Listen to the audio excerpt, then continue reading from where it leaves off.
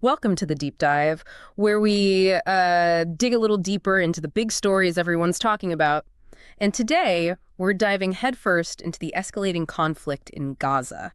We'll be using insights from Ghad TV, an Arabic language news source, to kind of illuminate some of the nuances we might otherwise miss. Yeah, Ghad TV gives us, a perspective we don't always get here in the West, which, is crucial when you're trying to wrap your head around a conflict as complicated as this. Totally. And one event that really brought this conflict back into sharp focus recently was that fatal shooting near Ashdod. Right.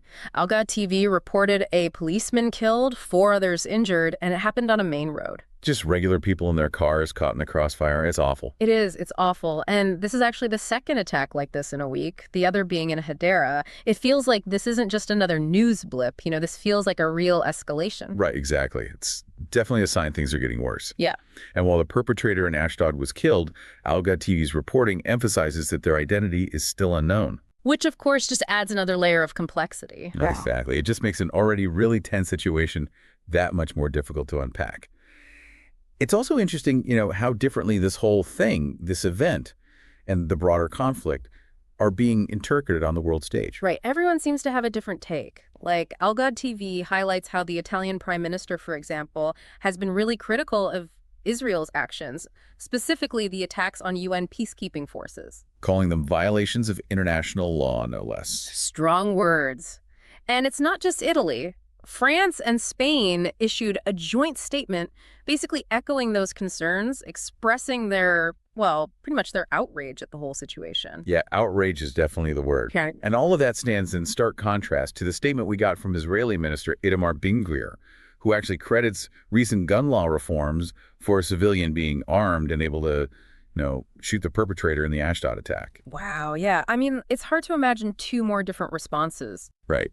It really highlights how deeply political this all is, how our existing viewpoints color our understanding of what's happening over there. Exactly. And speaking of different viewpoints, I think it's important to acknowledge the devastating humanitarian crisis that's unfolding in Gaza, which Ghad TV really brings to light. The numbers are just staggering. Over 42,000 Gazans killed, nearly 100,000 injured, and we're now on day 375 of this conflict. Those numbers are hard to even process. It's important to remember, though, that those aren't just numbers, right? Each one represents life, a family, a story, and it's heartbreaking. One thing that really got to me was a report from the UN about an aid distribution center in Jabalia that was hit. Oh, no. 10 people were killed, 40 injured. These are people who were literally just trying to get food. It just shows you the daily danger that civilians are living under in these kinds of situations. It's impossible to imagine. And the situation in Jabalia in particular seems even more dire with the siege that's happening there right now. Yeah, and Ghad TV doesn't sugarcoat it. They're reporting that 50,000 people have had to flee their homes because of the constant bombardment. 50,000. And that's on top of the over 400,000 people who are basically trapped there. Yeah. It's a humanitarian catastrophe. There's no other way to put it. Mm-hmm. And the Gaza government is using really, really strong language, accusing Israel of ethnic cleansing and a Holocaust in northern Gaza. Well, wow. Those are incredibly serious accusations. Those words carry a lot of weight, a lot of historical baggage. They do. And it's important to understand, those terms, ethnic cleansing, Holocaust, they're not thrown around lightly. They evoke such specific, horrific moments in history. And I think for the Gaza government to use that kind of language, it really signals how seriously they're taking the situation. It's like they're trying to elicit a visceral reaction from the international community, It's like they're saying, look, this is on par with some of the worst atrocities in history. You have to pay attention. Exactly. But it's also, I think, a tactic that can sometimes backfire because using that kind of emotionally charged language, it can be seen as inflammatory. It might make it harder to actually sit down and have a productive dialogue, It's tricky. It's like, how do you get people's attention without turning them off at the same time? It's a tough balance. Totally. And, it feels like we're almost watching this battle for the narrative playing out where each side is trying to control how the conflict is being presented on a global stage, It's like a PR war running alongside the actual war. Totally, totally. And that's where I think Ghad TV's coverage is so interesting, because they give a voice to people we don't often hear from in Western media, voices that might make us question our assumptions about what's happening. Reminding us that there's always more than one side to the story. It's so easy to fall into that trap of thinking it's black and white, but it's so much more complicated than that. 100%. And on that note, there was something the UNHCR spokesperson said that really stuck with me, this whole thing about potential violations of international law. Right. They seemed really concerned about that. Yeah, and for good reason. When we talk about international humanitarian law being disregarded, that's a huge deal, like a major red flag. Because, those principles of distinction, proportionality, precaution, they're not just like suggestions. They're there for a reason. They're the rules of war, essentially, right? Well, like trying to minimize civilian harm as much as possible. Exactly. And so if those principles are being violated, as the UN seems to be suggesting, it raises really serious questions about the conduct of everyone involved. And it kind of goes beyond just this specific conflict too, right? Like, if those rules aren't being followed, it sets a dangerous precedent. Absolutely. And it highlights, I think, the urgent need for independent investigations and accountability. Like, regardless of how you feel about the broader political situation, I think everyone can agree that war crimes are bad, full stop. Absolutely. It makes you realize how important organizations like the UN are for monitoring these situations, speaking out when they see something wrong. It's like a reminder that even in the chaos of war, there are still rules, and those rules matter. 100%.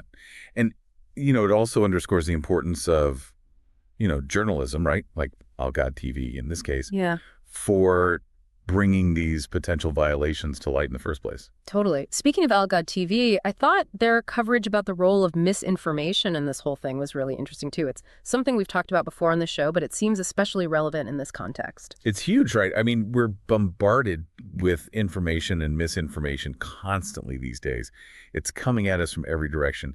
And it can be really tough to sort through it all. Especially with something like this, where the stakes are so high and emotions are running so hot, it's easy to get swept up in the headlines and the outrage machine, Oh, absolutely. And look, we talk about echo chambers and filter bubbles a lot in the context of social media, but it's important to remember that traditional media isn't immune to that either. We have to be critical of all our news sources. So how do we do that? Like, in a practical sense, how do we become more discerning news consumers? Especially with something as complex as the situation in Gaza, where there's so much noise, so much conflicting information, It takes effort, right? Yeah. It's not always easy, but I think it starts with diversifying your news sources.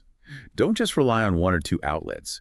Try to get perspectives from different countries, different cultures, different political leanings. Yeah, it's almost like being like a detective or something, trying to piece together the truth from all these different pieces of information. 100%, 100%. And, it's not enough to just read the headlines.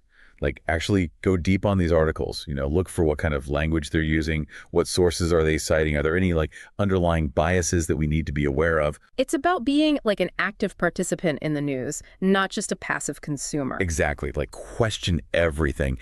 And, this might sound kind of cheesy, but don't be afraid to step outside your comfort zone a little. Talk to people who have different viewpoints than you, have those tough conversations, even when it feels a little awkward.